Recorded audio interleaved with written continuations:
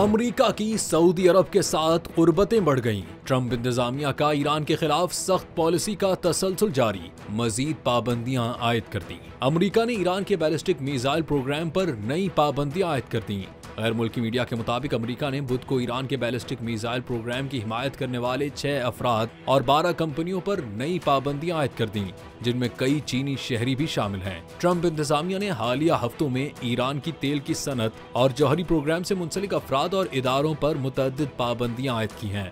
अमरीकी महकमा खजाना के मुताबिक ईरान पर लगाई गई नई पाबंदियां उन तंजीमों पर हैं जो ईरानी हुकूमत को ऐसे अहम मवाद की मकामी सतह पर तैयारी में मदद फराहम कर रही हैं जो तेहरान के बैलिस्टिक मिसाइल प्रोग्राम के लिए जरूरी हैं।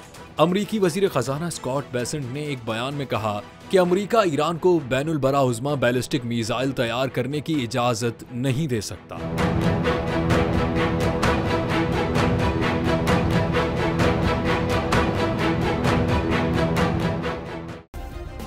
सब्सक्राइब करें और बेल दबाएं ताकि कोई खबर रह न जाए।